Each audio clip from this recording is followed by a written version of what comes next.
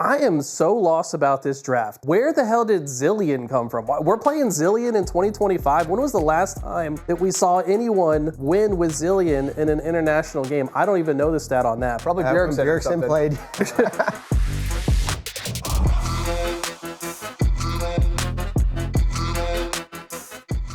MSI is officially over, and Gen.G are your champions for the Mid Season Invitational. Welcome to Queued Up, where the lobby is open, the mics are hot, and nobody is dodging. With me here today, Eli, Justin, and Chris. Justin, I need to know, where have you been, brother? Been vacation time, man, for me and Chris. I went down to the Great Sandy South. Chris went up to the Great White North. Got to watch some league action. I got to lounge on the beach. I think we both had a pretty good deal there. Oh, yeah. Chris, you actually went up to MSI. Yes. How was the experience? Just give us the brief synopsis before we get into the whole thing. Amazing. Yeah, loved it. I loved it. Great experience. Short and sweet. Wow. We love a good LAN. I mean, and I'm telling you, the pictures, the videos looked amazing. And ultimately, this is our League of Legends show. We're going to talk all things League of Legends. We're going to talk about the beginning, the end, the middle, what's coming up at EWC. But it's going to be an exciting segment, and I'm excited that y'all are here for it. This is the League crew. Yeah, this is going to be awesome, man. I was so jealous, too, by the way, of you there. He's sending me pictures or videos of the Silver Scrapes crowd, you know, waving the lighters and the flashlights in the air. It looked like such a vibe, man. It did. In Vancouver, of all places. Canada, where apparently all esports are for the eternity. Esports hub of the world this year.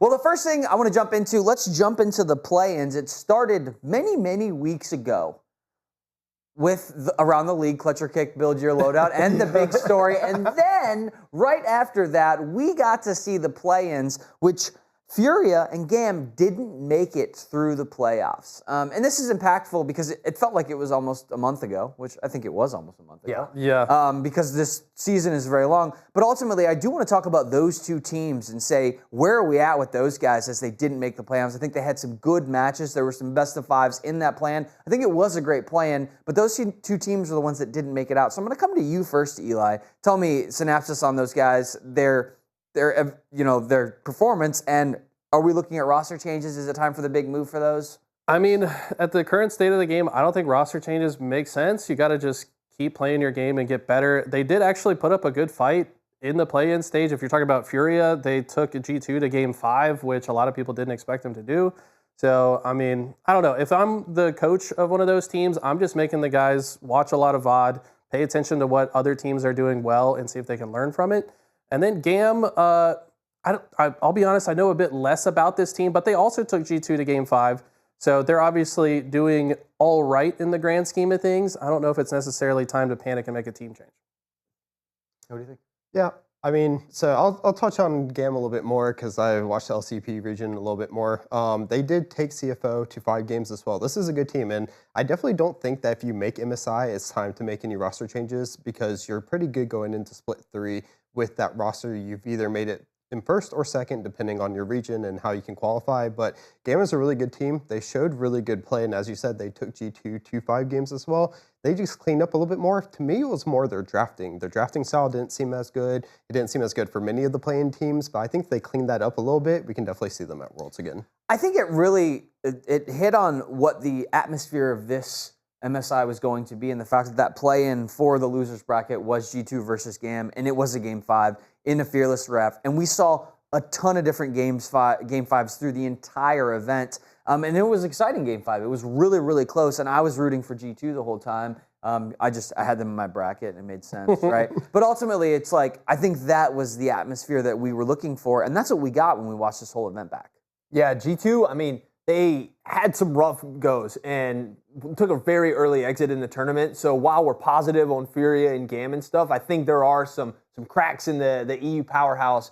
Even MKOI kind of struggled on that top side there a bit. I think that as you look forward to both the LEC Summer and even some Esports World Cup stuff, there's a lot of expectations, and these EU teams really need to turn things around quickly because I think bombing out in an early stage in anything would be very disappointing for them. Yeah, I definitely agree. When we saw EU kind of fall apart, especially early on, and these were powerhouse teams that, like, Well, first of all, we didn't see Casey. They didn't make it into here, but we did see G2, we did see Koi. And they had a really interesting play, and those guys all went to game 5s for a lot of those matches. But EU, the LEC, just really fell apart, and I don't really know why it wasn't working, but it definitely wasn't. To me, it's just their general play style. They play so chaotic. It's not as structured and organized that we see. It's also not as disciplined that we see in other regions like LCK and LPL. They just kind of try to make things happen and see if it works out. And domestically, all the other teams are doing that. So they're kind of coin flipping. It's just utter chaos, man. Because I could have easily seen Fnatic or Carmine Corp make it. Carmine Corp, I still think, is the best team in Europe personally, but they didn't even make it. So I'm just scratching my head when I watch the LEC, and I feel like a lot of the other experts are scratching their heads as well. Yeah, I mean, it's sad to say that they didn't do well. I did have Koi up at the top, and I still think actually Koi is probably the second or first best team in Europe right now. They just had a bad tournament. But the one thing I want to touch on is if you're watching tweets go from MSI, they asked almost every single team, what could EU do better? And every player had a different thing that they said. Either it needs to be drafting, it needs to be play style, it needs to be the discipline in the game. And it makes you wonder what they really need to touch on or what that order should be to allow them to get better. Now, I do think Koi had one of those just kind of really off in the meta. Maybe Fearless knocked them up a little bit, and I think they'll do better when it comes time for EWC. G2, though, you're talking about roster changes for the other two teams, Furia and GAM. I think G2 does need to look at a roster change, though. Really? Yeah, I think systemically they just struggled to compete. I also am similar to you, Chris. I do like Koi. I like the creativity that they kind of bring to the table, and it's one of the ways that I think you can potentially beat higher seeded teams and the stronger teams from the eastern regions is by being creative, like we see FlyQuest and stuff. But Koi does well. You know, we saw JoJo playing in front of the home crowd. There were some moments of brilliance, probably didn't live up to his expectations. JoJo is a player who has very high expectations of himself. The league esports land that I went to was actually the LCS finals in Houston, where JoJo popped off and won with EG. So I was hoping Chris was going to get some similar magic up in Canada. Fortunately, it didn't deliver. Yeah, it's kind of sad, man. You look at their road, and they got to play a grand total of 8 games. I think they played the least games of anyone at this tournament. They only won 2 of them, and they just kind of just fizzled out. I mean, you go in as the 1 seed from your region. You've got a lot of maybe extra pressure on your back, and they just didn't really step up to the moment, unfortunately. The question after that, like LEC finals, was did Koi really step up and reach a new level, or did G2 super fall off? And I think time has kind of showed us that it was a meltdown from G2. It wasn't Koi reaching some unattainable high. Well, and it's also like, I'm looking at the matchups here. So G2 got Gen.G, right, who won the whole thing and looked stellar the whole time, right? And so that was kind of a match that they were going into a little bit cold. But then they fell down and played against FlyQuest, who, like, we don't think that, I mean, on paper, I don't think FlyQuest is necessarily a better team than G2, but they did perform a lot better in that best of 5 series. But when I look at the other side, where Koi played against a good Billy Gaming, who came in hot as well, and then they fell to the Flying Oyster, where it's like those are 2 matchups I think that they probably should lose on paper. The G2 one is really interesting, though, in the FlyQuest match specifically. I personally think FlyQuest is a lot better right now. When we're talking about structure for team, I think when you look at the shot calling for it, Inspired is just so much better than anyone on G2 right now. It really feels like they're struggling to find their identity. And I really will say this a lot, but I think that KC kind of got the short end of the stick. They came up against a good Koi. They had to face Koi twice. They didn't have to face G2. I think if KC had to face G2, we would have seen KC and Koi at MSI. They just kind of got unlucky. So I think G2 may have been like 3rd, 4th, maybe behind Fnatic. So they got a little unlucky there. FlyQuest, on the other end, I think are doing really well, but they just, kind of fell into that same trap. They didn't have enough games played in Split 2 coming up to MSI. It kind of showed in their draft a little bit, and then they faltered. But their gameplay outside of that was actually pretty good. They just need to tighten up a little more. Yeah, FlyQuest really impressed me, man. I'm going to talk about this a bit later as well, but I think Inspired is the best player in the West, period. Like, the guy was insane. He was hard carrying every single game that they won. In the games that they lost, he was doing his absolute best to try to carry through, but like sometimes the team just fell so far behind that he just couldn't do anything. You look at that BLG series, going all the way to Game 5, which I think surprised a lot of people. People didn't think that FlyQuest would take BLG all the way to Game 5, but then they got there, and I am so lost about this draft. Where the hell did Zillion come from? We're playing Zillion in 2025. When was the last time that we saw anyone win with Zillion in an international game? I don't even know the stat on that, but as we take a look here, probably Bjergsen played. there was an unironic TSM chant. That's how long ago it was. Like, look at this draft. This is crazy. We see Whippo decides to throw curveball with Urgot, which he has a lot of experience with, but is that really the right play here? Yeah, I don't mind the Urgot. I think it was an angle that could have worked for him. The Zillion, there's been some talk about it, and I think that it was basically they ran into a really bad position in the Fearless and didn't have a great pick into the Galio, and almost they kind of just resigned, like, we don't have a good pick, let's just first time something, which definitely not the way. It's really rough. I think if you're talking about FlyQuest, I'm big on Inspired, like you said, and the one player who I feel like had a very down performance this tournament was Quad. This is an undeniable top LTA mid laner at this point, and just kind of floundered and struggled on the stage. To be fair, he's facing off against an amazing group of mid laners in this tournament. Like, top lane, maybe there's not some of the all-time superstars, but in mid, Knight, Faker, Chovy, so many talented mid laners. Shanks, who's also now... Q was playing insane as well. I mean, yeah. So Quad had a rough tournament, but I think it's just part of that growth phase for him, and it's about getting used to that competition. And one more international will just keep improving. Yeah, and as I alluded to earlier, I don't think they trolled draft. As he said, they just ran into a wall, and I think this comes into the fact that Split 2 was really kind of against LTA North and South. For drafting, we had best of ones into best of threes and into a few best of fives. They didn't really know how to draft, and that's something that a team has to do in a game sense, because you can try to do it as much, you can theory craft as much as possible, do it in scrims, but it's not always going to lead to results that you'll see in games, and then something like this happens, and we actually will see and probably talk about it in a few more of the other games for some of the other teams that we saw in that game 4, game 5. Yeah. The Pike pick is one that we're all talking about. Right. That was crazy, and you don't get that without the experience. No, that is very true. And you're exactly right on that. But I think after this tournament, they'll know basically what we can maybe do into Galio or said pick for that in a game 5. Of course, there's not that many game 5s in EWC, but if they get there, they should know. It was a tough angle too. I mean, there isn't a lot of great picks. I've heard that like maybe Swain was something they could have gone for and stuff. I think they should have just picked something that is more reasonable and will lose with a little bit more safety and grace than a Zillion will. I mean, you got to stay at least composed. Give yourself a solid chance of winning.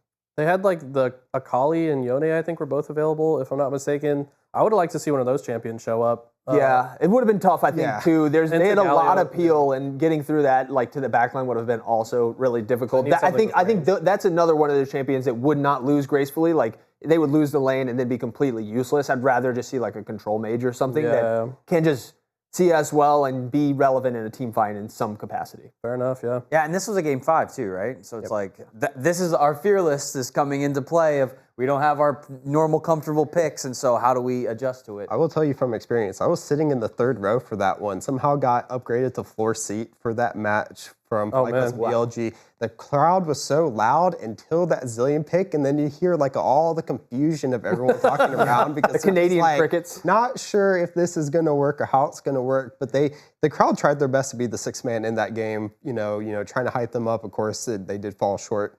A lot to do because of that draft, but I mean, it was amazing. The other thing we got to talk about, Masu trolling outside of the bush. Like, what are you doing? He loses half his HP bar before he gets the lane because he's not standing in the right part of the brush to see the vision on the other side. Like, that's so frustrating to watch because the very beginning of the game is so critical to be, especially with a curveball draft like that. You've got to be on your toes.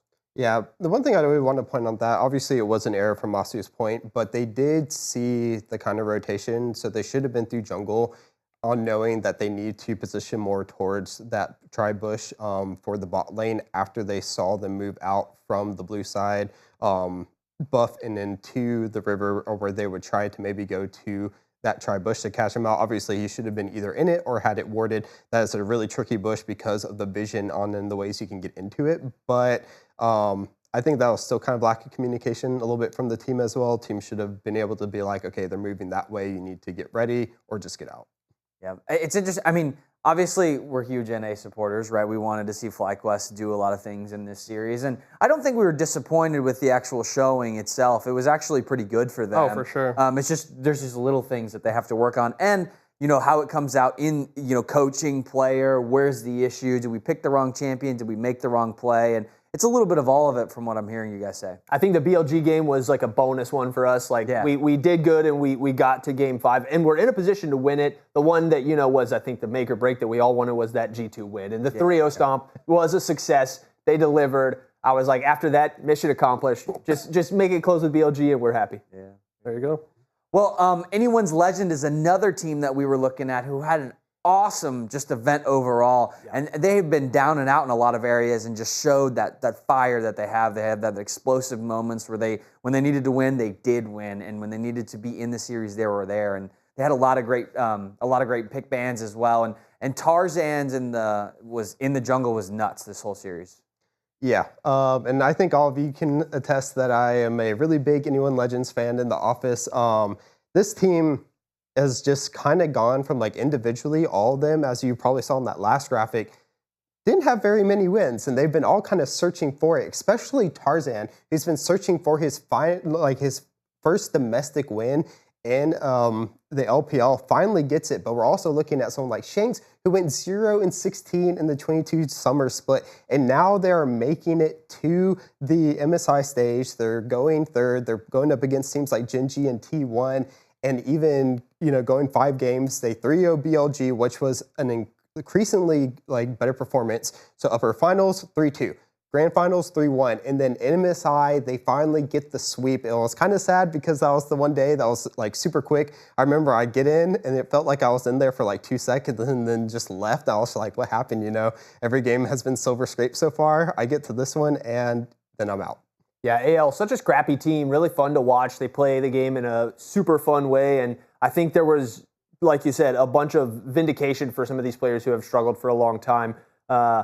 AL was a team that we weren't sure what we were going to get in this tournament. The top LPL team is usually full of reoccurring names that you always see. Knight, Bin, 369, Xiaohu. But this AL team has a bunch of people that you haven't heard of. I mean, the fact that Tarzan is the most recognizable name, who he has a long history, well known as a top player, but not a lot of success either in the LCK or the LPL. So being able to deliver, play some awesome matches. There we see the Tarzan stats. Pretty much let's go, baby. Yeah, a lot of wins, 100% on that. The Jarvan as well looked really good for him. This is a pretty standard, I feel like, jungle pool for this MSI. If you weren't playing these champions at MSI, then what were you doing? The Olaf, I was really sad to see that one not win. I thought Tabe cooked up a banger draft with that in that. Well, that was game 5, correct? Mm-hmm. Yeah, that one was a wild one. Yeah, shout out Tabe, by the way. This guy, former competitor, now coach, arguably the best coach in the world. This guy was cooking, and it's more so than just in the draft, in my opinion. I think he also just keeps their heads on straight. Every time they would interview him, his English was good enough to understand, first of all, so speaks a lot of good English. And just the way he talked about the team tells me that he's the type of guy that's going to go backstage and make sure they're warming up, make sure they're eating, make sure they're all locked in and going to play their best. And I think that's what he brought to this team. I was so impressed by Shanks. This is his first international event, and he was popping off. I mean, this guy previously went 0-16 domestically, and he did not look like one of the worst mid laners, which he probably was a few years ago. Now he's looking like one of the best mid. 0-16 in the LPL is impressive too, because despite all they have a lot of good teams, but also a lot of really bad teams. That means that you lost to 4 or 5 terrible teams. Wow. So, I mean, Shanks, in my opinion, was the second best mid laner at the tournament. Chovy being the first, of course, but you watch Shanks and you watch his 1v1s, the dude knows his champions to the limit and will just outplay anyone.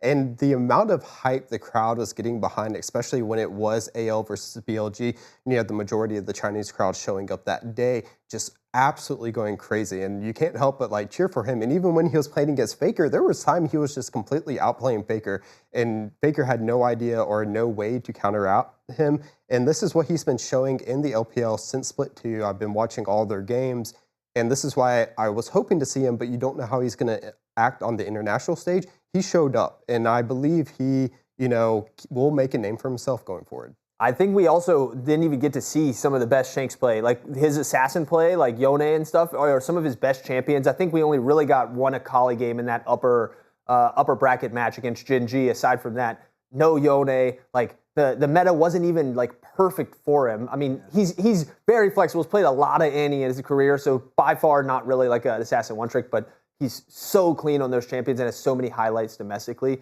that if it sweeps back to that, maybe in future tournaments, maybe Worlds, we could even see a level above even maybe Chovy and Fake. Yeah, it'll be interesting, especially as we have EWC coming up next week, and then obviously we have Worlds in a couple months after that. It's just watching this team is, I think, very, very exciting for everybody on this desk, and seeing if they're able to improve. Because they took Gen.G to a Game 5, and they took T1 to a Game 5, so they have it in them. It's one moment, it's one team fight that they win that goes their way, and they could be the winner easily. Yeah, last thing I want to say about that team is like I feel like the way they approach the game is so much more aggressive, especially in the early game. They had the highest kills per minute in the early game, like before the 14-minute mark, and highest assists, just Kale and Tarzan working together to get picks. And I think that's the type of style that can overcome the likes of Gen.G and T1. You catch them off guard early, you get a snowball lead, and I would not be surprised if anyone's legend wins at EWC. Like, it's very possible. Yeah. So, as you said, Kyle, Tarzan, best jungle duos are bot lane support. Best in the game right now. Well, and you said something on the last League of Legends episode we did about the relationship between jungler and support and how involved those guys are. If they're in every single team fight, that's a really impactful thing, especially for the ganks and all the things that happens across the map. And honestly, Tarzan and Kale were absolutely doing that through all of their series. They were very involved and had such a great awareness of where they needed to be at the right time, and I think that made the difference for them. Yeah, I think for all three of these top teams, their jungle support duo was just out of this world. The Canyon Duro team, the Owner Carrier team, especially in this fancy meta that we had for supports where they're all running Unsealed Spellbook, so you're getting multiple smites in every like objective fight. Like it required the kind of like synergy between, like there's always been, you know, roam up to mid and gang together, but there's not always been this, we need to sync up timings and stuff, and I need to flash 30 seconds before the objective fight so that I can get my smite available and I'm the support. It's just insane the kind of stuff that we saw this tournament from the supports in the jungles.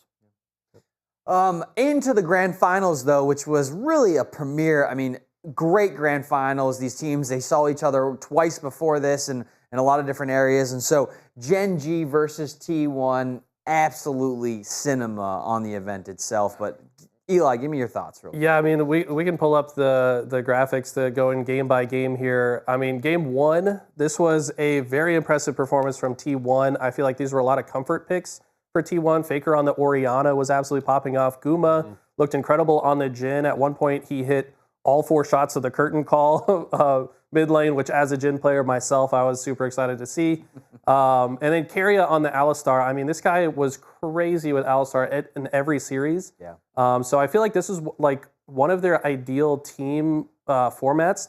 But I also wondered, like, did they burn too many of their good champions early, and now they didn't have many later? But I mean, the reality is you need to win every possible game against Gen.G. Yeah, it was a really good one. Gen.G had a pretty solid early game. I think they kind of overcooked a little bit in the draft. We saw this Lucian Braum bot lane get used by T1 a bunch of times with a lot of success throughout the tournament. But when I'm thinking back on how they found their success, it was never in a game 1. It was in a game 4. And when you're looking at the opposing team, it's one where there is not such a big range advantage. Like when you're looking at Orianna, Jhin, they just can reach a lot further than the solution can. So it was not as effective. I liked denying it, but it was just a bit weak. And I was a bit disappointed to see Chovy not get the win on his Taliyah. I mean, this guy, best Taliyah in the world, in my opinion. And he played really good in this game, even though T1 was so far ahead. Like there was a 7-0 Orianna dominating fights and Chovy's just like dancing around. There's some insane highlights. Yeah, I mean, I like this draft a lot from T1. So I think it pulled a lot, but it also showed, like, in at least this game, that Dorian, even though getting counterpicked from that Jax, playing that Gwen, of course, you kind of want to play into something that's a little more ranged top.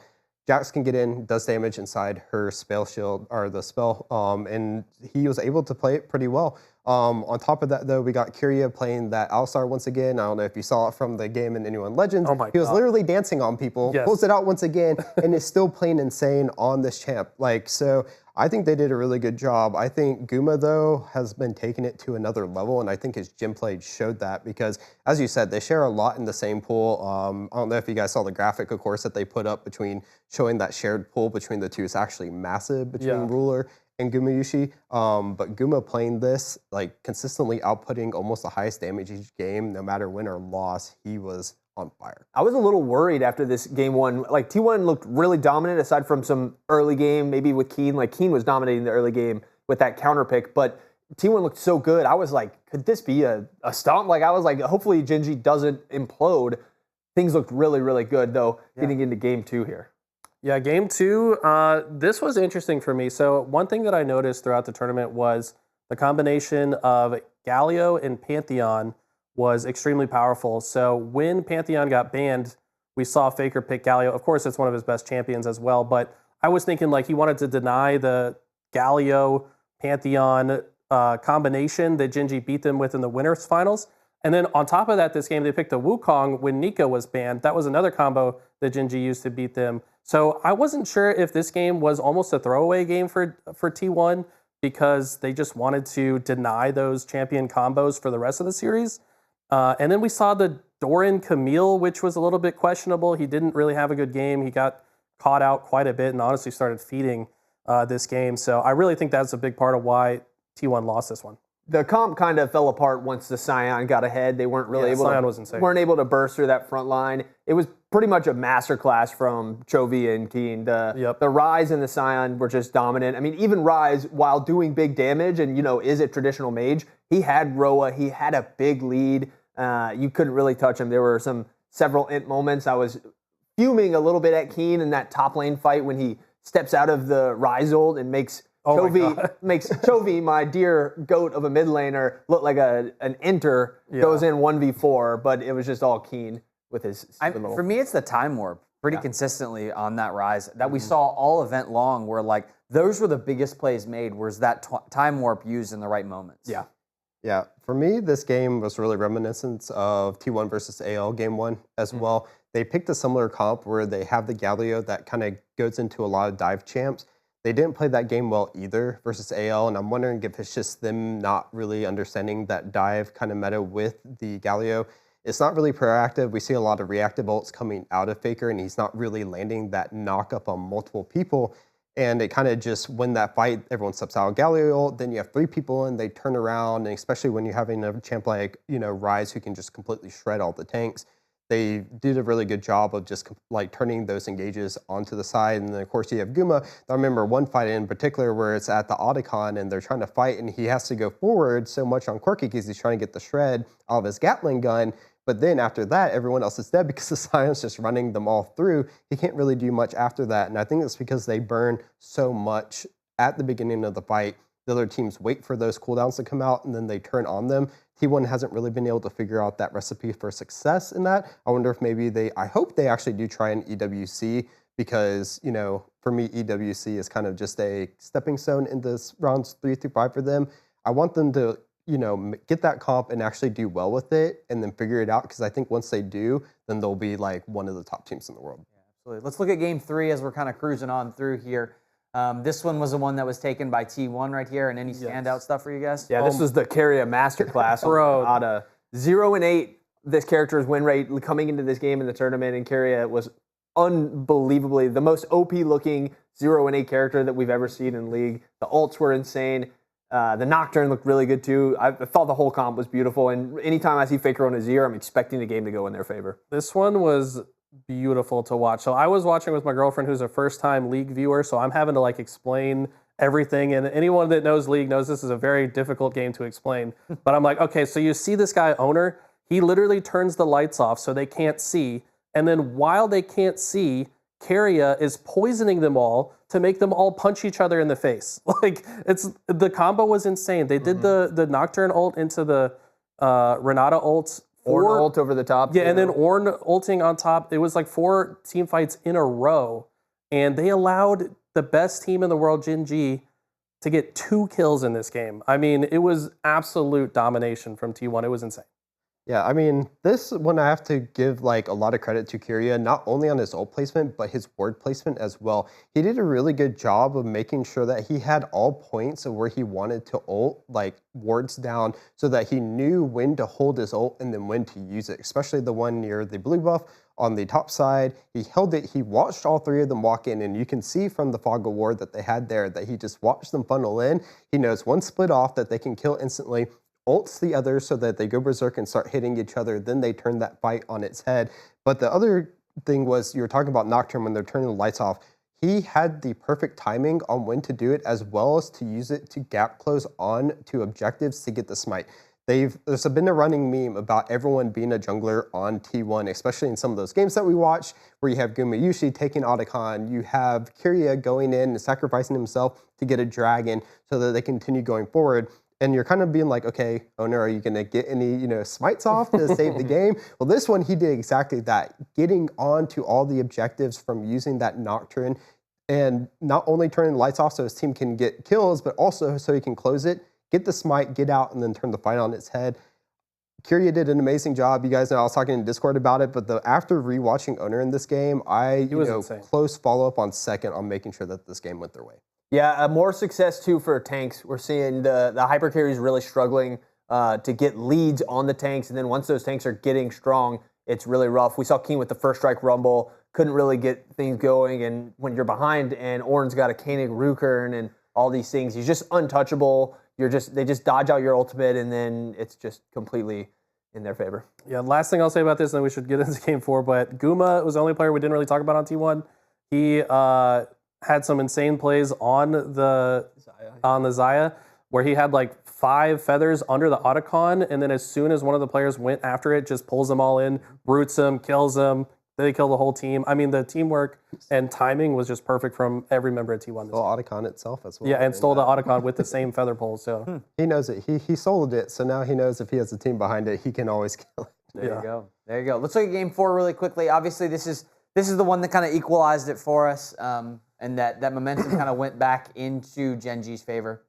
T1 went for the jugular here. They saw the silver. They wanted to avoid the silver scrapes. Yeah. They went for the dub. They drafted the Gumayushi Jinx, went hyper defensive, and Guma did get ahead. They had a lead. There was a point where Chovy was up big on Faker, and Guma was up big on not particularly Ruler, because Ruler hadn't died, but had a big lead. And I thought it was going to be those 2 carries, but eventually the Victor just started eating through. It was amazing. yeah, watching this draft, to me, it just felt like they were trying to recreate the magic they had in the game 5 against Anyone's Legend the night before. They literally did the same type of setup. 3 big, bulky tanks that just protect the president, Gumayushi, so he can pop off. And it worked against Anyone's Legend, but I feel like Gen.G watched that, and they were maybe already thinking about a way to counter it. So I didn't really like this draft from T1, if I'm being honest.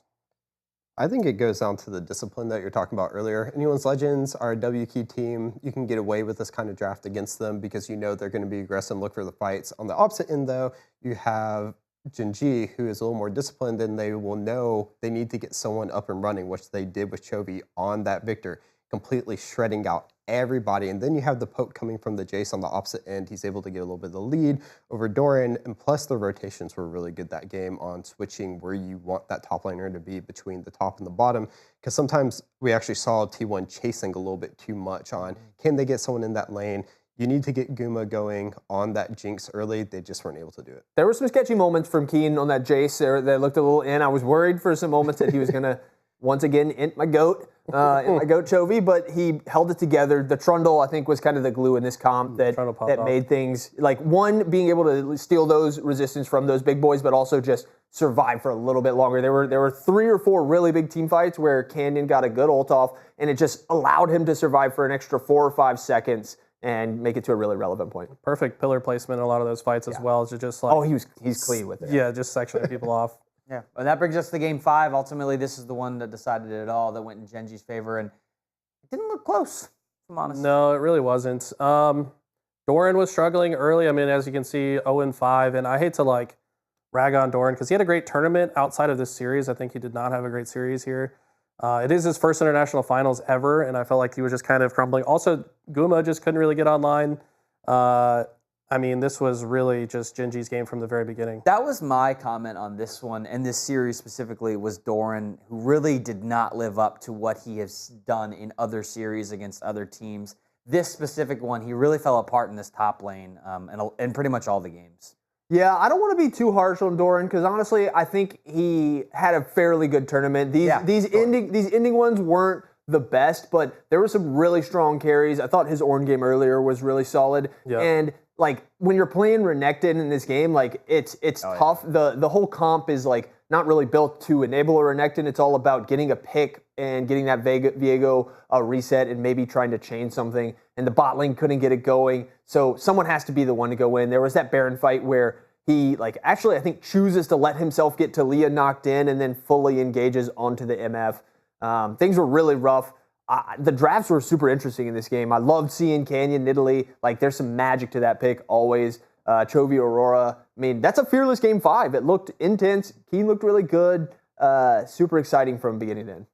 Yeah. I mean, you expect more from the Faker also on the Ahri. Yeah. And I think that's kind of where we need to see a little more, especially the charms and 2 stuns. Yeah. Gumo playing on that Caitlyn, you want her to be at range, kind of knocking, everyone out. But the thing is that you're going up against that Pyke and that Aatrox. Once he pops that rolled ender and just gets in there, he's hard to kill and hard to kite. Even if you have that, owner there, Doran, of course, is trying to get onto the backside, so it kind of leaves him out with only Karma to try to peel for him with those mantra shields or even the tether to try to stop them. But they just really couldn't find the fights that they needed. And then once you have the Aatrox, who did get that early lead, ends up going 9-2 at the end. Like, what can you do to stop it, especially when you're so far behind? He was getting all the kills. I do want to give more credit though, not more than Keen, but a little more credit to that Gen.G bot lane. Because like playing MF in this game, playing Pyke in this game is very tough. There's a lot of things being thrown out trying to pick you off, and Ruler was perfectly positioned every time,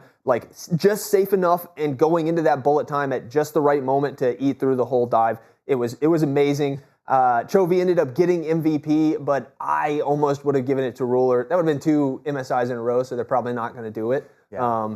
But man, such a goat. His misfortune was great the whole entire tournament. He was always in the perfect spot to send the ultimate out. I mean, this to me was like Gen.G's picking 5 champions that require a high level of precision to be successful, and every member of the team was highly precise, and they did not make any errors. Like, it was a masterclass from Gen.G in Game 5. It was, and it was overall just a great series. And congratulations to Gen.G. What a showing, and we'll see how they do in the next one coming up very soon. But we do want to shout out 2 teams, the Flying Oysters and BLG. I think those are folks that we're not going to have a ton of time into investing on the show, but they did have a great showing this event and looked really good. Yeah, Doggo was one of my favorite players to watch for his name and for his gameplay. I mean, it's hard not to root for that kid. And then BLG, I mean, they had to play in play-ins, and they played all the way to top 4. What a run they had. The series they lost, they did get 3-0'd to T1 and Anyone's Legend, but they still had a good tournament. Yeah, not an ideal performance for them. Like, with the names on that roster, they want to be competing for the top. They honestly probably were hoping to beat AL and reestablish himself up at the top, but still not the worst. Same with Flying Oysters too. I mean, they fell to Anyone's Legends at T1 as well, right? So it was just like, yeah, they ran into the final bosses. BLG and Flying Oyster basically had the same matchup, so they just couldn't pull it out in the Game 5. Yeah. Continued LCP success. I mean, this region is showing us tournament after tournament. First stand, they looked good. MSI, they looked good. I would not be underestimating this team coming into the world. Anybody in this region coming into the Worlds. Facts. Yeah.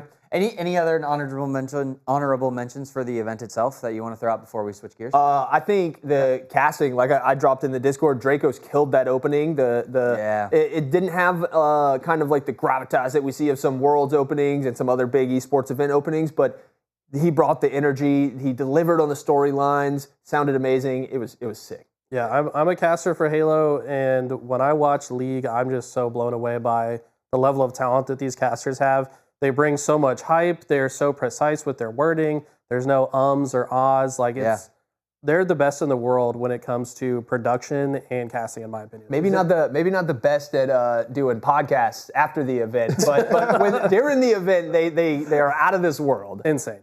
Yeah. I mean, they were great there. Like, you could tell all the the emotion. live experience. Yeah, the live experience was great. And especially during some audio issues or something, they're pulling out funny, anecdotes or just talking. But, they kept you engaged the whole entire time, no matter who was on. And I think they brought some of the best talent from each region. I hope it gets mixed up a little bit because there were some that we didn't get to see that did make it there. But I think no matter who was on the desk at the time, they all did great. They all had great knowledge throughout the whole entire thing. And then even the hosts were just amazing up there. So shout out to the LPL and LCK, their translators coming out as well to help the show. They all did an amazing job. Yeah, the translator for LCK was on the desk at one point. And Yeah. she was so funny because she was like this big, like surrounded by, I don't know if she was really small or everybody else was really big, but she did great on the desk. Dude, and the casters weren't just like entertaining people for the in-person audience. I was watching a lot of the co-streams, and you were constantly seeing the casters stop by the casual stream, stop by the I Will Dominate, and like watch a draft with them and do just like bonus time. I mean, I don't think these guys, that's not in their contract to do that. They just love this and they just want to do it all the time. It is definitely a vibe of like, this is their life and what they want. And ultimately, this is a long time. I mean, this happened from play-ins to finals over a month-long period, and casting one League of Legends best of 5 is a lot, and they were going back to back to back on a lot of these because it was the most best of 5s and committing themselves so long, and ultimately people are getting sick, they're losing their voice, you have different issues. That time commitment is huge, and so being able to fill in, there was a lot of casters that had to fill in different moments, and I think they all did a great job. Yeah, great. I mean, hats off to the production crew. It was incredible. It was incredible. Okay, cool. Let's switch gears. We're going to go a little bit macro. We've been in the micro of the tournament itself, but now we're going to talk about the bigger picture of stuff. And one of the things we really want to talk about is this red side versus blue side stat on this event. You know, obviously, you know, there's a difference, right? There is. Or go ahead. It was a big point in a lot of the draft discussion when watching the high-level people talk about it was, could you break a team's blue side draft? Like, you know, could your counter pick overcome that first pick option? We were seeing teams pretty much always choose blue side to start off the series, right? Yes, so mostly having them choose blue side to start off the series. The one thing that was really big, though, was the difference between Eastern team and Western teams on what they decide to choose after a loss. A lot more of the Western teams, EU and NA, were actually opting to go red side on after their losses, maybe to try to get that last pick for top or ADC. But then almost all the Eastern teams would go for that blue side pick when they would start off their games, either to start off with either that mid or AD carry because they saw a lot of prio in those. So it was really interesting to see the difference between each ones. Of course, you do have like the map on how you can set up. Of course, red side is going to have a little better access to the dragon, whereas blue side is going to have a little more better access to the baron. And I think we saw that on one of the graphics that showed up. Of course, Otacon is kind of dependent on where it is, but we did see blue side kind of get a little bit more of those early game leads a lot of the times, which led a little bit more to the Otacon, I think, percentage taken for those. So it was kind of interesting to see, but I'm wondering how Western teams will kind of adapt. I wonder if we'll still see FlyQuest go for maybe some more of those red side picks during EWC or not. It's something that will definitely maybe change over the course of the Fearless itself, because I think Fearless has introduced another like element into the red side versus blue side debate. Usually we'll just copy whatever the Western teams were doing. FlyQuest may be the exception to that, but in general we just copy theirs.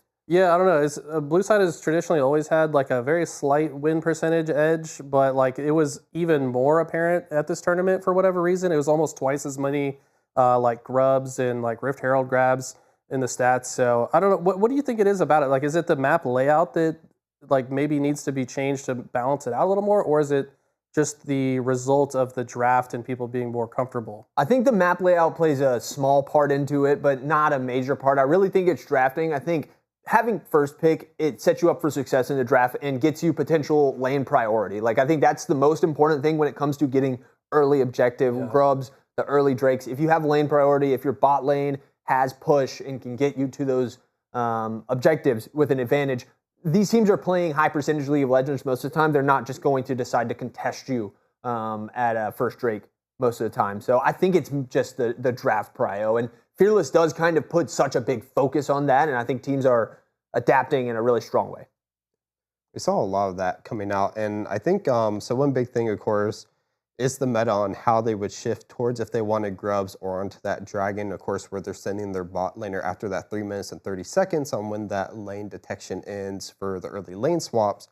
And if you had a team that was able to make that early where they're able to dictate the pace and the tempo of that lane swap, it usually depended on what they would get. And then it also depend on after that lane swap, how is their like top laner in the bottom lane now doing? Are they pushed out enough so that maybe that, because a lot of times for the first dragon, it would actually just be a solo attempt by the jungler.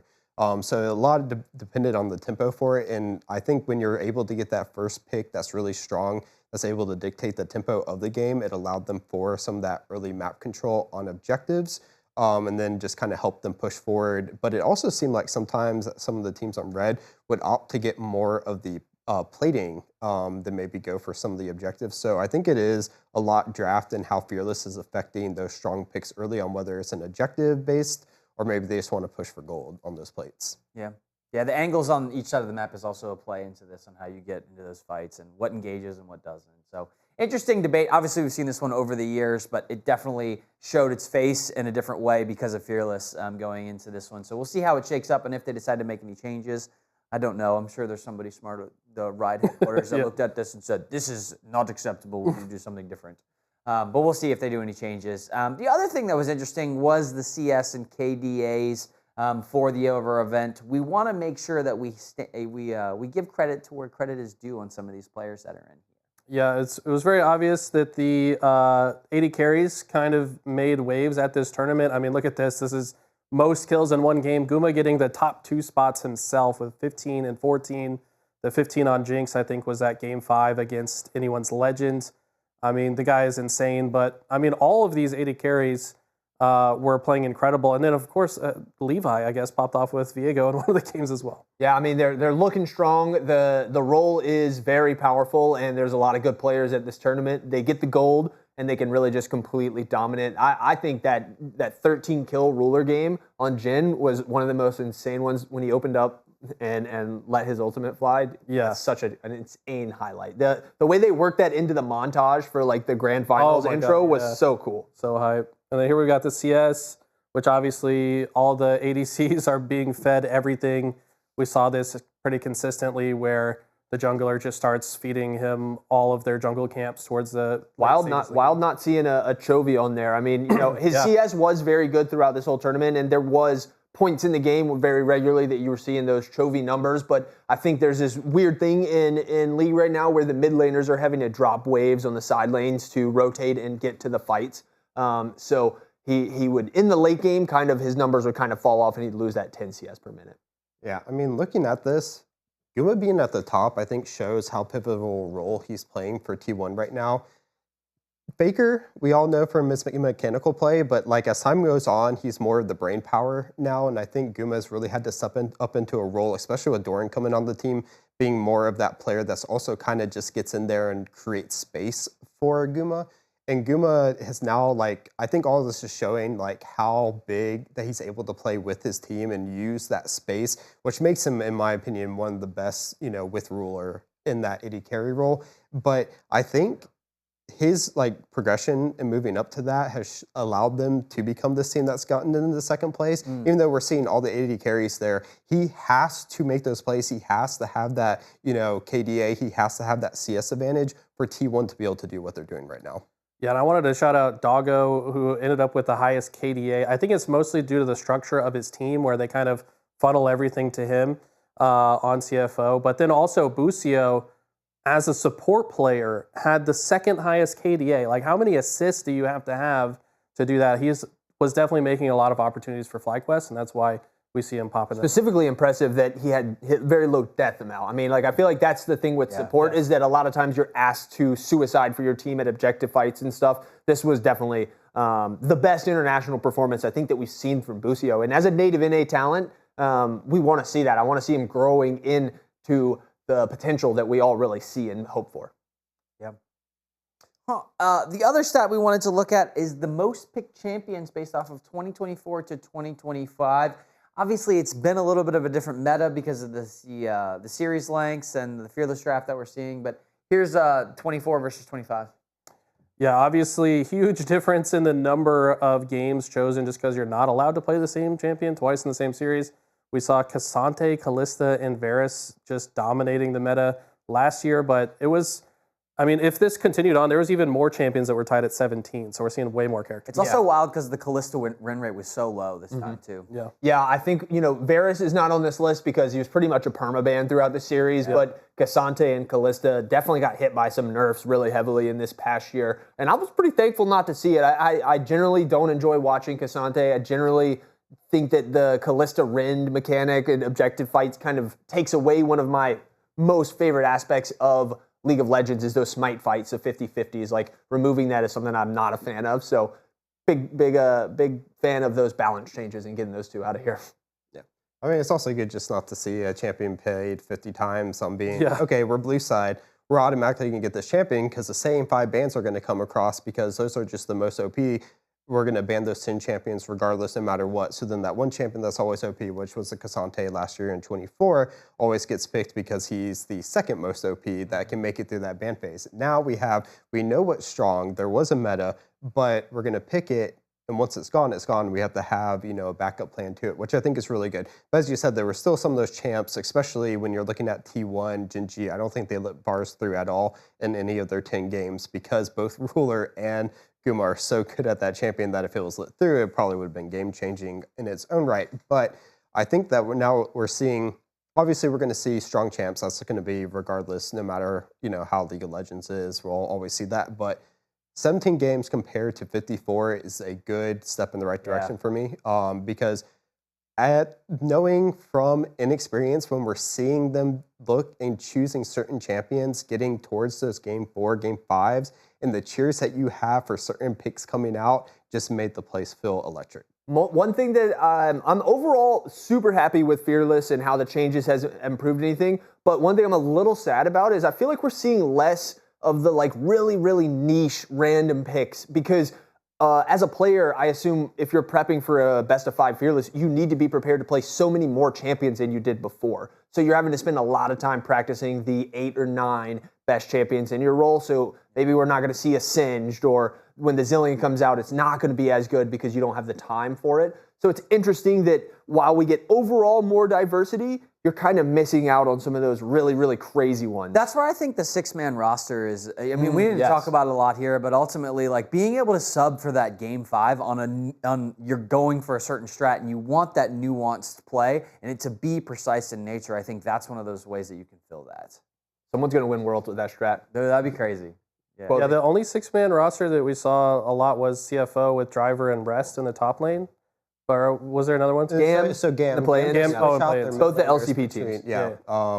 And they are a little bit different on how they do it. CFO is we're going to switch it out no matter what. Gam is a on-player feeling on their switch outs. I think both of them do it in the correct way that's beneficial for their team of what we saw. Of course, it makes it a little bit weird because we did, as J-Dog said, we don't really see those switches on to some of those niche. I actually do think we might see it a little more towards Worlds. I think this was a good indicator for a lot of teams to figure out how they're going to play Fearless in this best of 5 format against the best, and then realize that maybe they do need some of those pocket picks to kind of pick it up, because we saw some of those game 5s were really stomps. Maybe if they have that niche pick, it's a little bit closer. I would be so curious to listen to some of the chats for some of the teams on how they're talking about the pick ban and what is weighing more to them. Is it the matchup? Is it the red versus blue side? Is it the, hey, we have this person that can play this champion really well? Where are they relying? Is it more on my strengths or the weaknesses of the other team? And I think that's kind of like, as the conversation is developing and how that 6-man roster is really going to show its faces, people are going to figure out how to use that in a way that's beneficial for them. Mm-hmm. Going to continue to evolve. Unfortunately, at EWC, we probably won't see it because I mean, we'll get into that a bit later. 3 days later. Yeah, we will get into it. The best of 3 things is going to be weird because there's a lot of best of 1s, a lot of best of 3s, only one best of 5. So, any other shout outs before we move on to the next segment? Nothing. All right, cool. We're going to go to the best one. We got some clutcher kicks for y'all today. And guess what? Your boy CJ's starting us off, okay? And what I have to tell you is important, but I need my notes to see it first. I'm going to clutch the format for MSI. Specifically, as we walked into Fearless, I really like the play-in. I like that they're all best of 5s. I really like the event itself. It is a best of 5. I think the things that you could argue against are, hey, it's a long time. We know it took a month. There's some there's some scheduling issues that come with that too, for the teams and being able to display every single game. And I always look at Counter-Strike for me on the model on like, hey, I like the Counter-Strike model too. I like the Swiss stages and stuff. And I think it could be even better if you did something like that, but I don't know if they can air it. But I think overall, I really like the play-in. I really like the bracket. I like the best of 5. So I'm clutching the format itself, even though there are some drawbacks. So go ahead. Heck yeah, I'll start, and I'll keep it short. Clutch, I agree. The format was awesome. Best of 5s were awesome. Double Elim was awesome. We've been asking for this for years and years and years. Finally, Riot delivers. The length, I thought, was totally fine, too. I think the longer a tournament goes, the more time you have to let storylines marinate, and it culminated in an awesome grand finals. I thought that it's nice that, the weaker teams, whether it's, North American teams or other teams, get their shine in the beginning, and then they can, exit stage left and let the good teams play. It was really good. There you go. I'll go ahead and go next. I'm also going to clutch this. I think the format is great. There's a couple things that are confusing about League in general, like how each individual region has like a totally different format that all leads into this. So the one gripe that I have with like the overall League format is that we didn't get to see like another North American team come with the LTA North and South split. It would have been cool if we got to see like a Cloud9 here, if they also got a chance. So that's kind of my only issue with the format. But overall, like the best of 5s, like you said, the schedule, we get to see more League. We get to see high production value. Every single match was intense. So I loved everything about it.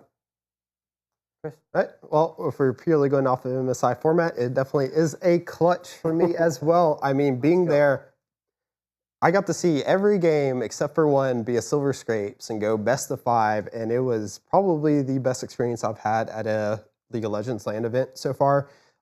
Absolutely amazing. You get a lot of games. It was a lot of hype around it. I mean, I didn't mind getting out and it being rainy or dark. I had a fun time regardless, so I hope they continue to use this as a stepping stone because this is what we want to see. I thought somebody might take the softball because I gave you the why to kick it thing on this side. Ultimately, I know we like the format, but I think there are definitely some issues with the length of time. I do think overall it is a long I don't think there's an issue with it. Like, what's the issue? Like, inject it into my people kept watching. I think like the only issue with length would be if it got too long and people tuned out, but they steadily kept growing and then peaked in the grand. Like maybe that could just be like, causation because I guess we got delivered 3 amazing Game 5 bangers back to back to back. So you're naturally going to just get better and better viewership. If you get a stop in grand finals, maybe it flops. Yeah. I mean, and that's one of the things that happened here is we did see the most best of 5s that we've ever seen, and ultimately that's cool. Like we like that. We like Game 5 round 11. We like overtimes in Counter-Strike. We want it to be close, and it was close, and I think that plays into it. I mean, this kind of plays into like the viewership at the actual event as well. Yeah. And it's always going to be the same, especially when you get to an event like this. People want to get in the merch line because they travel thousands of miles to get there. So maybe they miss game 1 or 2. But by the time you get to game 5, everybody is in their seats. And then if you, like the BLG game, if you're only going to best of 3, people are still waiting in that merch line on accident because they're trying to get stuff, which, rightfully so. You want to show that you've been at the event. It's kind of the same if you're at home, though. Like, if you have one friend that's watching the game, they're like, all of a sudden, they're at game 3. They're going to be like, dude, get on. It's going best of 5. Get on and watch right now. Then that person's going to watch as well. Yeah. Yeah, word of mouth does a number when it's this drawn out because everyone's talking about the game the next game, or did you know that T1 made it to the finals? You know what I mean? I think that's the word of mouth is why we saw the highest viewership because it's so spread out. Yeah, I mean, shout out to Kepley from a couple weeks ago. I think his clutcher kick was that we would break MSI viewership records, and he was right. Successfully did it. And that guy is really smart. We love Kepley. We'll go ahead. I'll do mine next. I'm going to pick up the clutch. So mine is that rune diversity is not important for viewership. This is going to be kind of a real nerdy league point, but like there were some games in this tournament where every single role side to side was picking almost the exact same rune. Even if it's not the exact same one, it's in the same tree, like Lethal Tempo versus Conqueror. And I'm sure there are some nerds at Riot that want it to be super diverse. We want to see like the crazy ones that get brought out every single time. Like, you see Hail of Blades Pike versus Karma Comet. But I don't think it's that important. I think every viewer does not watch it, does not care about it. So just make it something that the players have fun with, and it is there. So great job. Clutch out. I'm clutching this because I'm not gonna lie. Some of the people around me didn't even know what half of the runes were. They'd be like, "Okay, what is that rune there?" And then some other person's having to tell them what the rune. Especially Spellbook coming into play. Not a lot of people know what that rune is because it hasn't seen a lot of play in the past, especially at a pro level. And then you're hearing all these people being like, "Oh, why are they switching? Or why are they like healing?" 2 seconds into the fight at level 1. Well, obviously because he wants to get his TP so he can TP out. And they use that heal early, and then they don't care. It was just fun for all of them. So I'm going to clutch that. I don't even think half the people know. Support was a bad one in particular for the role. We saw so much Unseal Spellbook versus Unseal Spellbook. I'm going to clutch it, and I'm going to take it to the next level. And I would say that there are several factors that the most viewers do not pay attention to within League of Legends that are unimportant that they cover. And I think like this comes back to this idea that maybe there's a second stream for like the nerds? League of Legends for dummies and then League of Legends for like not dummies, because there's just so many nuances. And this is definitely one of them where it's like, I don't look at the rune. I don't even look at half the items. Like I don't, there's like nuances to like these different things and they are important. They do impact the player. And so like you see it if you're a player and you understand that piece. But I think the most that watch it cannot pay attention to that level of detail. It's like team fight, big alt, boom, and that's a big piece of it. And so I would definitely clutch this for those reasons. So. Back-to-back super clutches. There That's you go. crazy. Yeah, First time, I think, in queued up history. But my thing is, like I said, I was trying to teach a first-time League viewer what they're looking at. And it's like the overlay is so busy. There are so many things on it. And like when you're teaching somebody League for the first time, you realize what the important things to talk about are. I didn't even tell her about runes because like she's not going to understand what the hell I'm talking about. Like I'm like, oh, this means they have more money. This means they're a better level, so they're stronger. And like these are the items, but you're not going to know what they are, so I'm not even going to try to explain the items. And it's like if we could simplify the overlay so it's not so busy, but then maybe the casters have access to that so they can make comments on it. That could be maybe a better experience. Yeah, for sure. I think it's in a great spot. Like you said, there's depth to it so that the players, when you're playing, you know that it's important. You can create an advantage or a disadvantage with the small things. You're a CDR, are you getting MR versus whatever. They're the small, tiny things, but for the viewers, doesn't matter. Heck yeah. Dude, double freaking super clutch. What a legend. A lot of pressure there for number 3. There's so many things. There's AD versus AP, and there's oh yeah, there's I tried to explain that stuff. There's health. There's damage amp. I mean, it's actually even more complicated. There's roles and top levels. Then we have pick bands, and we have sides. It's just there's so much. We're lane swapping sometimes. So much stuff. I want like a grandma version that I can give to somebody that's like bad team, good team, like Seth Jedi fight. Whatever. Go ahead, Eli. So we'll go into my clutch or kick, and I don't expect to get a super clutch on this. I'm trying to rattle the bee's nest here, but heck yeah. Okay, so I think Inspired is too good to play on a Western team. I think that he is being held down by the people around him, and I'm from NA. I'm rooting for him. So maybe this goes against like being an NA fan and saying like, oh, I want the best jungler on NA. But the thing is, I'm thinking about what's best for Inspired himself. Like, he's the type of player that I feel like if he gets surrounded by some of these better players in the LCK or the LPL, he could become the best version of himself and maybe one of the best players that's ever come out of the West. And I think that would be a great opportunity for him to prove it. I do want to pull up the image that I had attached to this because I found this cool website called FM Korea, which I think is just like a general news channel. But this is a visual graph of the impact of each of these junglers for their team. So each of the different variables around the outside is like kills per minute, gold per minute, damage percentage for their team, KDA. Is that an umbrella in the bottom left? Yeah, dude. That's for Tafu. But Inspired on this graph was the most well-rounded jungler in the tournament, and we've been talking about how good Tarzan is. Look at Inspired's graph. This guy's insane.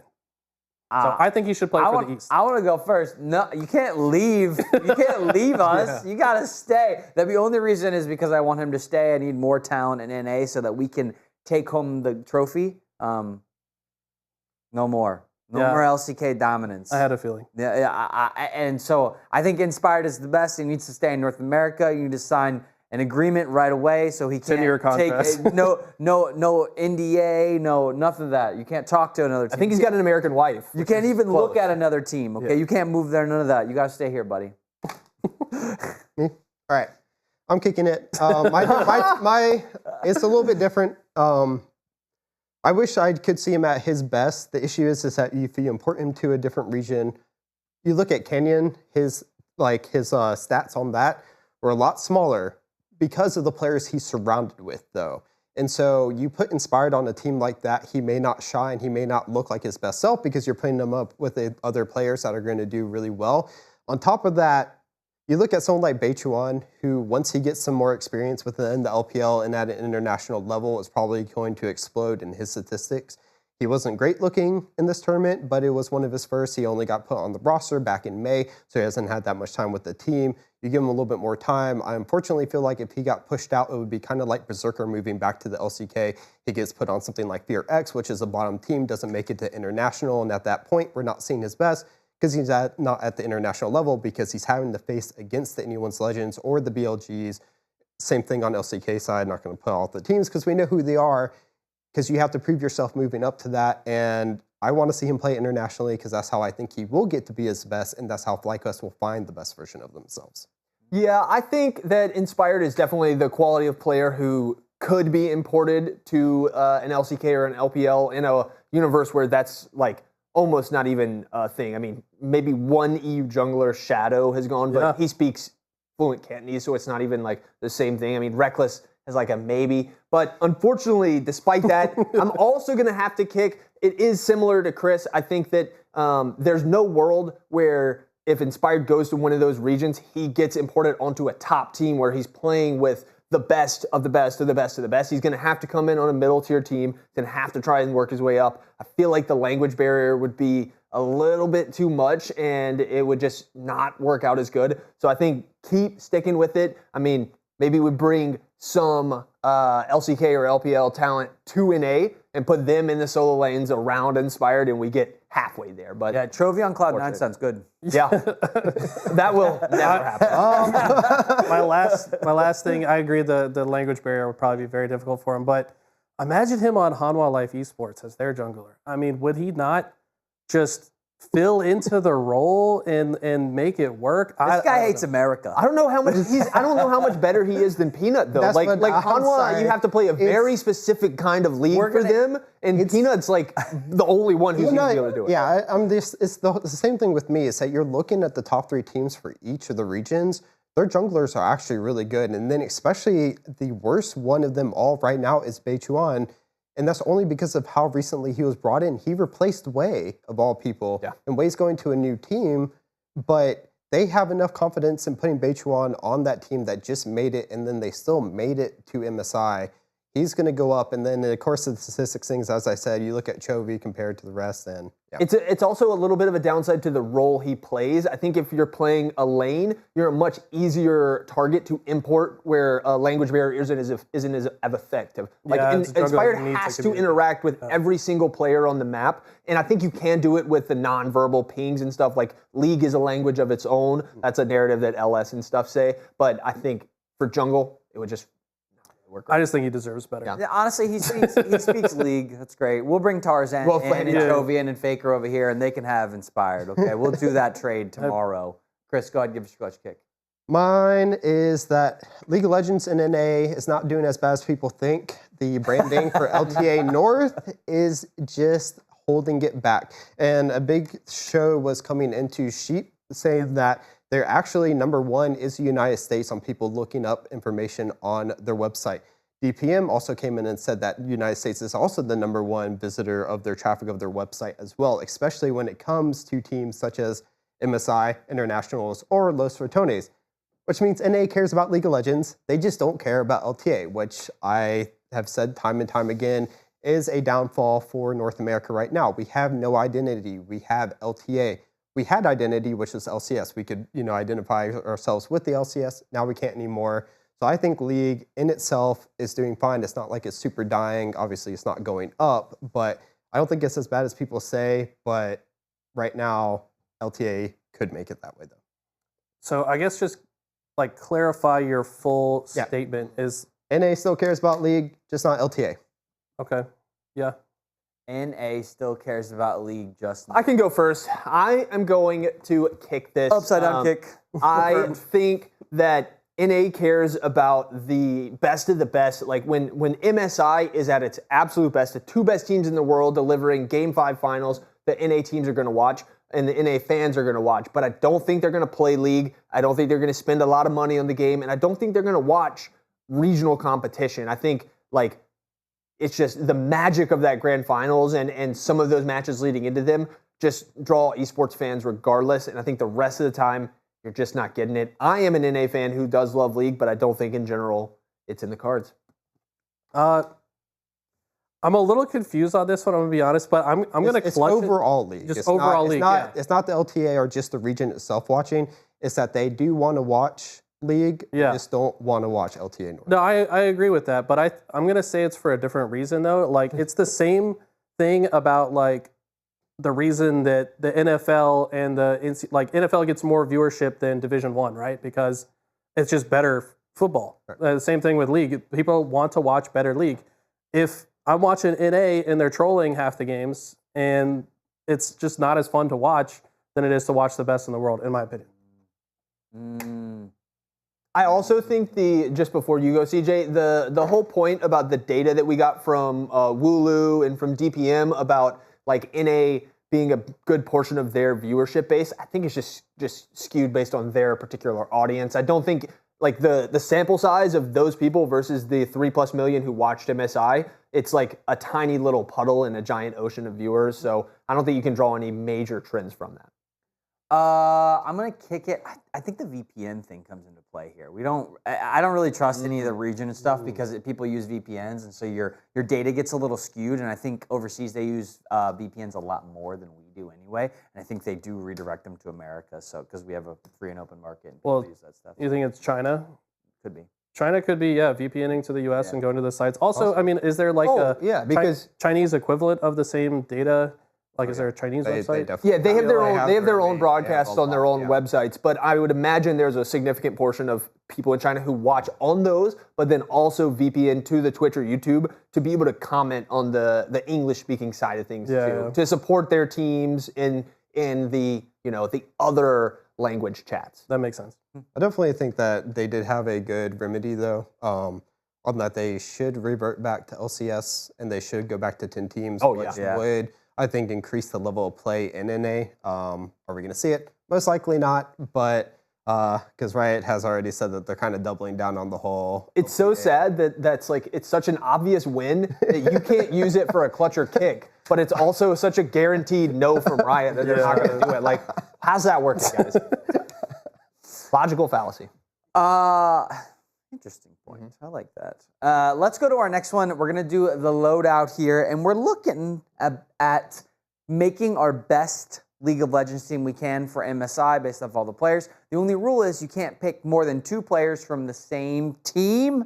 Chris, you're going first. Am I going first? You are, sir. I'll just bring it up, although I know who it is. It is going to be Flandre owner, Chovy, of course, and then Guma and Kyria, because I think they are one of the best bot lane duos in the game right now. You got Tarzan, not Owner. Tarzan, my bad. You can't have 3 T1 players. I know you love them, Chris. So it was actually owner before until I was like, I really want Kyria. I was actually debating on Tarzan and Kyle actually for it, but I'm not sure if Kyle would have done as well in the duo with Guma Yushi in the way that he plays. Hope's a little more conservative than Guma. Than Guma. Whereas Kyria will definitely go all in for Guma Yushi. But Tarzan, half of the reason for this as well is because of the language barrier that we talked about. He is Korean, so he can't speak Korean for the rest of them. And then of course Flandre being the top Chinese, he can be on his own little island. But looking at it, I believe Flandre had one of the best KDs and one of the KPs in the tournament. You put him along with this team, it just helps everybody out. Tarzan, I think, just did great and is probably, the most fighting-centric jungler, which would go well with kind of Guma Yushi's style as well as Kyria. I think top lane was interesting for this whole problem. Just like there were some good top lanes at this tournament, but if I'm picking like my all-star team, I'd probably pick 3 top laners who didn't even make it to the tournament over some of these guys. So literally, if you make a HLE real quick, I mean, 369. Like, there's a lot of really good ones who didn't make for it. EWC. I'm going to go next. You can throw mine up there, which I have Ken from Gen.G, Tarzan from Anyone's Legends, Faker from T1, Hope from Anyone's Legends, and Doro from Gen.G. This is different in the fact that I have a very different mid laner and support for both you guys. One is, I know you guys are on the Chovy hype, and I think that he has definitely proved himself as a contender for the GOAT with Faker. But ultimately, I think that tried and true, I'm just more of a believer in the Faker man, even though they didn't pull it out for this one. And then, dude, Anyone's Legends I'm just hot on. I think Hope we didn't talk about him a bunch here, but he had a great event overall. And then Kin in the top, man. It's just I would actually have taken somebody else if I could, but I was taking too much players from Anyone's Legends. So the only thing that surprised me about yours was picking Duro over Keria. I mean, they're both very good, obviously, but I feel like Keria just had a crazy tournament where he didn't have a single bad game that I could tell. I mean, he was like just making openings everywhere. I don't mind it though. Like I think Duro played really, really good, and like if you compare the two of them, the way they competed against each other in grand finals, it wasn't like there was a significant advantage for Keria. So either pick there is good, and you know maybe you want two other T1 players. Fair enough. I do want to ask, who would you have shot calling in between Tarzan and Faker though? Oh my gosh, probably Faker. Just because of the XP, right? I think Tarzan is. Yeah, I mean, the only thing you want Faker for is the aura. Right. Like because when I was looking at this one, just the kind of the difference between ours was just that I did have Tarzan kind of wanting as my shot caller. I think he did a great job with shot calling for AL this tournament. They have cleaned up some stuff. They're gonna be really good. But I'd be with you, Faker shot calling. There you go. All right, J-Dog, you next, buddy. Yeah, so on mine, I kind of went pretty try-hard on this. I went for what I thought was like objectively the best team. I like the Faker pick from UCJ, but I think if you don't have Chovy, you're kind of trolling. I mean, this guy is so good. It's the first pick. If I'm drafting my fantasy for the entire world of League of Legends, I'm picking Chovy first every single time. I like the owner Keria jungle support team. I thought that was sick. Chovy ruler, the cannon, the artillery there that will burn through anything, and then Flandre, like I said, the best of the kind of top laners that I'll get in there. But I think this is a fire roster. Yeah, this is really close to what I was close to picking. And I feel like you had the same like mental battles when you were choosing this as me. You're like, do I want owner or do I want Tarzan? Probably for jungle. And then you were debating if you wanted to keep Guma with Keria, but then you couldn't have owner. Yeah. Like I was kind of. And I really want Canyon too, but I feel like the solo lanes are too good from Gen.G to turn down. Yeah. Go ahead, Eli. Show us yours real quick. Yeah, so mine is a mix of everybody's. I did take the T1 bot lane. I got Guma, Keria.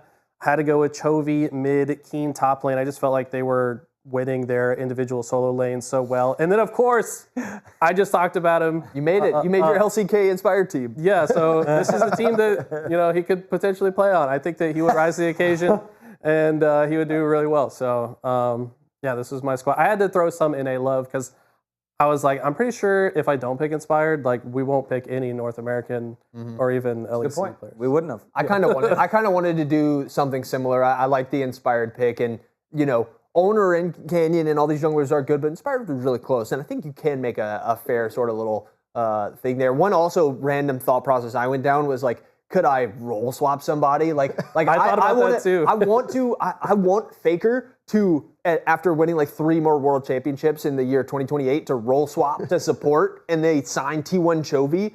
That's how Chovy gets his world championship. That would be crazy. I'm telling you, like the storyline would be so insane. Faker on support would go crazy. Dude, he plays those like champions really good. I feel like he would play that awesome. Yeah, the problem is Keria is such a beast. Yeah. That's like the problem is like what are we gonna do with Keria while Faker's playing support? One thing I wanted to mention though, because you guys were talking about the like the shot calling aspect of it, I went and I watched. You can watch like the video of all the comms for like T1, for example. Yeah. Faker's not saying a word. No. It's Keria is shot calling pretty much the whole time. He's yelling exactly which target to select. He's yelling like what he's doing next or what they should go. And Faker is just chilling. He's not saying a word. He's just like, okay. I play. He's making all the right. He's an aura bot. I will tell you that sitting behind, when I was lucky enough to actually kind of sit on the side of one of them, and I could see the T1 players like across it. Dude, this guy is playing the piano the whole entire game. Like, there's no time, like, even when he's dead, that he's not flipping through everything, trying to see what is happening across the whole. And if you had they need to put a seizure warning behind him, so if you see anything behind his screen, that it would induce a seizure because this guy is flipping across the screen so much the whole entire time. No rest, and he also stays until the last minute until he has to get off the stage to go back so that he can walk back up with his team each and every single time. Chris, physically, how close do you think you got to Faker? I feel like now of all the people in this office, you have been the closest to Faker. 100%. So on that second level, or I guess the 100 level, so floor 100, 200, when I was on the 100 for a couple of the games, especially AL versus T1, I, like many others, pretty much just went to the very edge of the 100 section, which was kind of just maybe a little bit further away. J-Dog was maybe a little bit further away, of course a little bit lower, but everyone kind of slithered their way up, took their pictures kind of over there. I did the same, and that's kind of where I was watching, because it was a little bit of pregame, and I'm just watching them warm up, and it's just crazy. I mean, I had similarly saw that at Worlds 22 when they had played as well. I actually got to sit almost right behind him at that time too, and that was the first time I saw it outside of his stream, but he does the same exact thing, and it was crazy. Seizure warning is a great way to put it. I never thought about that, but seriously, and sometimes he's flipping to a lane for a few frames. It feels and then he's back. It's he registered. I think he's only looking at HP. I feel like he's just checking. Well, but no, he can see HP on his HUD. He doesn't need to. Right. I feel like he's just checking in on him. He's just looking. Checking in on him. He's just keeping tabs. Don't miss that CS. Do you think he's shot calling just very rarely? And it wasn't. I don't know. It's it's just very. The only time he speaks is when he needs to, I guess. Right. Yeah. What about, so I'm going to bring us into the next segment where we're going to talk about a few of these things, but what about Chovy's POV? You think you're getting a seizure from that side, or do you think you're, I think he's a little more tame on the F clicks there, the F1 clicks. More focused on the CS. I think Faker, I'm pretty sure is one of the only people that I know that actually does something like that, because even as J-Dog was alluding to, there's a lot of information you can get just by looking at the HUD and everything, and there's only so much you can, put out, and I think, it may have just been something that Faker did when he was growing up. Of course, he grew up old school, so probably may have been playing some of those RTS kind of StarCraft. Yeah, getting into it, whereas, Chovy's only, 24 right now, I believe, so a little bit younger. I don't think he necessarily needs to do that. I think he presses all the right buttons at all the right time, to be honest. He is very disciplined with his spells and abilities that you see, which makes him mechanically the best player in the world right now. And I think it is that discipline on knowing cooldowns and button pressing. Yeah, and then Faker's getting old. He's 30 now. Is he 30? He's 30. Wow, that's so old. It's my age. Wow, CJ. I guess we're going to talk about it then, Chovy versus Faker. Yeah. These guys, I don't know. There's so many different ways that people are talking about this. To me, I think of the legacy. Obviously, I mean, one's got 5 more world championships than the other, and it's obviously that kind of stands out to me. But Chovy's been doing it for not as much time. I mean, when did he start? 2018, 2017? Something like that. Maybe a little before. But. So Faker's got 4 or 5 years on him. Yeah. And you look at, we don't have the stat for it here, but if you look at their head-to-head record year after year, it's Chovy's getting steadily better. Chovy's getting steadily better. And then finally, a few years ago, Chovy started to beat Faker and now has a 90% win rate against Faker specifically in recent years. But yeah, this was going into the finals. They were tied 61 apiece. And if you look at the right side, Chovy's winning in almost every category except for first blood percent. He's down a percent, not even a full percent. And then in first to level 2, he's slightly higher. So I don't know. Chovy looks like he is the best right now, but Faker's just the GOAT all time. Yeah, I mean, I love this story. It's crazy that when we're talking about potentially the 2 best players of all time, that there is 5 world championships between them. But I think you have to look at the work as a whole. What Faker's done is impossible. I think you have to kind of bring him down a little bit to make that direct comparison. Thank everything that these 2 players played at the same time, because if they'd never played against each other and we didn't get this significant amount of head-to-head matchups to look at, it would be, I think, truly impossible to compare. We would have a LeBron and Michael level of impossible question to solve. I thought Chovy was amazing. Everything he did, he's just so freaking good, man. Consistent, and in the worst cases, Aurora in Game 5. Wow. It starts the tournament 1 game down, ends up a game ahead. Yeah. I think for me, what it comes down Deserving to MVP too. is, Sorry. well, that is true, is Faker for being the best of all time, especially over Chovy, is how he's done it throughout the years. League is an ever-changing game. And he has done it from the beginning till now. And if he can especially solidify one more World Championship under Fearless, that means he's almost taken all the metas and won through all the different iterations of League of Legends, from jungle changes to lane changes to everything in between. He has done it all, and he's taken teams of players and have put them at their pinnacle, I believe. And I think that's what makes him so good, is that now he doesn't have to be the best player at the moment, but he's able to create some of the best players at the moment. And I think you definitely see that with Kyria, Gumayushi, who have won their titles under Faker himself, Zeus, who, even though left T1 and is now at HLE, is still probably considered the best top laner in the world at the moment. And Owner, just what he put out in rounds 1 and 2 to help lead them to get to where they were in the playoffs, it's just unbelievable. And I think that is all done under the guise of Faker himself. My hope for Chovy to kind of overcome that big gap to Faker is that we can get a golden road. Successful, win LCK, win MSI, win LCK again, win Worlds. First Be stand. amazing. Yeah. He has to win first stand as well now. Oh, so it's not even possible this year, technically. Nope, it's not possible. I mean, this year. we're talking I hate Super first Bowl. stand. I think Worlds matters the most. It's like that's First stand was never in the equation. I feel like Yeah, if Well, not before, until now. Like, if you look at everyone's talking about Golden Road, they had the graphs. No one can make Golden Road anymore because half the teams for one didn't even make the MSI, and then CFOs they lost first stand. So once HLE was taken out of being able to make the MSI, Golden Road is gone.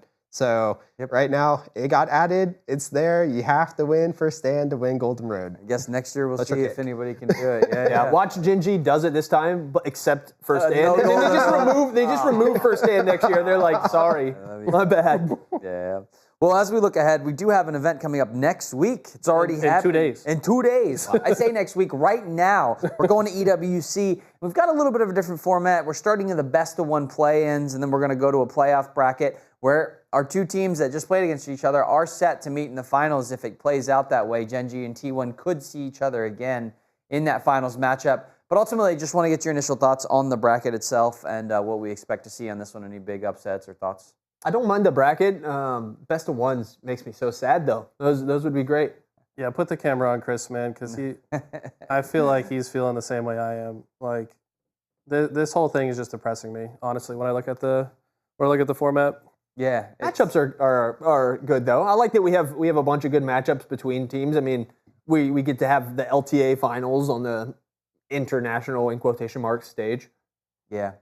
Yeah, we definitely have some best of 1s. There he There is. you go. There's the kick from Chris. I mean, it's going to be a very different event overall. For sure. And it comes back to this, hey, we don't have a month to play some League of Legends, so we get a week, right? And so what can we do in our week? It's just so depressing, the fact that we just had 10 best of 5s Yeah. in a single tournament, go to game 5, and you go back and you look at every single one of those. How many of those series would have gone the other way with less games played? Almost every single one, right? And MSI champions, if we were alluding to best of 1s coming out, because they beat Gen.G. I believe they beat him first twice. There was a lot of game 1 wins by the underdogs. We would have across had the tournament. FlyQuest, Koi, both of them move on to the winners rounds if it was best of 1. I mean, I can't say too much on the format. I already said enough when I was talking about the LTA North and how, because it's almost actually exactly mirroring the best of 1 and the best of 3 and the best of 5 for that. The time issue also is a big constraint for it. For you still don't know, actually LPL will be starting the same week so it'd actually be starting at the end of this week is when LPL matches will be starting as well. So right as they end, anyone's Legends BLG have to fly right back to China and actually start because breaks. matches have already started. It starts the 27th for LCK, which means it starts 1 week after. So imagine, Gen.G or T1 make it back to the grand finals again. They get back and I'm annoyed at the fact that the EWC conversation, and I've seen it in all the games, because we cover everything, right, from Counter-Strike to Valorant to, whatever the next thing's going to be. It's like, I don't know why the EWC got kind of put in the middle of all this stuff, and everyone looks at it as like a little side thing that they're going to do because the prize pool is higher. Like, this should be in some ways like the main event. Like, this is a big deal. And maybe it's not as much for the League of Legends. I don't know how the prize pools compare. It's probably a pretty hefty prize pool. I think it's $3 million. But it's big enough to where, hey, we should consider this. But ultimately, the format's bad for League. It's not good for it. It's not great for some other games, too. I don't like the Call of Duty format or even the Counter-Strike format, I think, is a little goofy. I think Dota actually got the best one out of all of them because they have a group play-in that's much longer. And you could have done the same thing where it's just a longer play-in. You just worked it in a different time in their season, right? Because, I think EWZ could walk up to Riot and be like, hey, push back your stuff and we'll use this as a qualifier for the next thing for your season or something like that. Yeah, my thing about it is, the reason that it's not as accepted globally yet is brand new. First of all, it's only been there a couple of years, and it's not established like everything else that these guys are playing. Really, the only good thing about it is the fact that it's worth a lot of money. That's really it. They're just throwing money at esports, and we're grateful to take it. But it's at the same time a lot of people are upset where the money's coming from. The formats are bad, like you said. The viewer experience is not as good. There's just a lot of downsides to it, unfortunately. And the other thing is, I'm sure the players aren't excited about it. They just went from Vancouver, and they're going to have to go to EWC. That's a far flight, and you're not going to be there. Imagine you get double bounce, 2 best of 1s. That's true, yeah. You fly halfway across the world to play 2 games. You won 2 days ago. Yeah. At MSI, means that they had to fly out a Sunday to get there on time, or maybe even today that they're 12-hour jet lag, probably. Yeah, media day. They're gonna have a media day. So it's just we're kind of stretching our players too.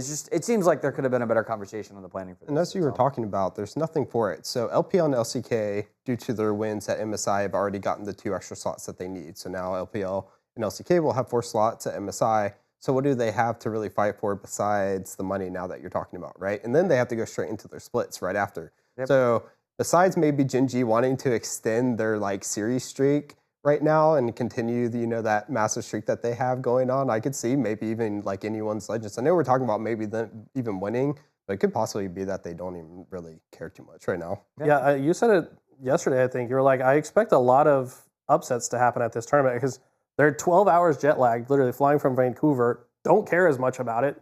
Best of 1s and best of 3s until technically, finals. if you make playoffs, you just lose 1 best of 3. So Billy might show up and lose their best of 3 and then go home. Yeah. No, I think that we're gonna have the bracket's gonna be wild. I think we're gonna see a very different. Yeah. I'm hoping they take it fun. Just pick some random stuff. I mean, it would be crazy. not crazy troll, but just a little bit more lax. Don't take it that seriously. Have a fun little vacation and make some money. Maybe getting double bounce is actually the best outcome. Collect your 12th to 16th place payout and go home and vacation and get ready for the regular season. A little bit of tourism. There you go. I don't know. Yeah. So the question for everyone, was this the best MSI ever? We've got some viewership stats. We've got some other things. You can throw some graphics up there as we're talking. But ultimately, I'm going to ask you, Chris, first. Yes. Because you got the tweet. Oh my gosh, this guy was there. Look at that. So you got the pictures and everything. I mean, I can't explain how fun this was, but how engaged the crowd was. Too bad we can't play the videos. I have one here of Silver Scrapes going on. I also have, them winning when T1 wins their game, and the crowd just basically erupts. It was almost deafening in that Pacific Coliseum there. But we're also talking about, just as I said, the viewer experience. I'm traveling not as far. I'm going to Vancouver from North Carolina. Not as bad, but imagine you're traveling from China or Korea, and then you get to see your teams play, anyone's Legends, Gen.G, BLG, whoever, right? Into these best of 5s, you're getting your money's worth out of these games, as we can see here. And then not only that, but just kind of peak in viewership records. Kept once again saying it, we broke them all. Vancouver's got it, brother. I mean, for me, this was the best possible way the tournament could play out. To have T1 in the finals obviously is a huge boost for viewership. Everyone's following Faker, no matter where he is. And then we also had a better format than we've ever had before with Fearless Draft being introduced this year. I don't see a world where they ever stop doing Fearless Draft. I think this is here to stay. There's no reason to go back. And it's made League all that much more enjoyable. I'm watching it way more than I ever have this year. It's a shame that they didn't have it sooner. Yeah, I agree completely. It was the best MSI ever. I look back at the list, and there are some great MSI matches and a couple that went the Game 5 in that Grand Finals, but nothing that had so much storyline, so much gravity, and really delivered beginning to end. Even there weren't that many hard stomp games in this Grand Finals. There were some early on and stuff, but everything, it was awesome. The redemption, the storylines were really good. The lower seeded teams playing really well. Format, amazing. Everything really good. Loved it. Well, you heard it here on Queued Up. It was the best MSI ever. We're going to be covering all things League of Legends. We got some Esports World Cup that we just covered that you guys are going to be able to see. But we want to hear you down in the comments. Did you like the Clutcher kicks? Do you want to kick something? Go ahead, do it down below. We're going to respond to those. And then thanks for joining us here today. It's been an exciting episode. And we will see you again very soon on Thursday. Or Friday, technically, because we record on Thursday. But we'll see you then. But thanks for joining us for this special League of Legends episode. Have a great day. Peace. Peace out.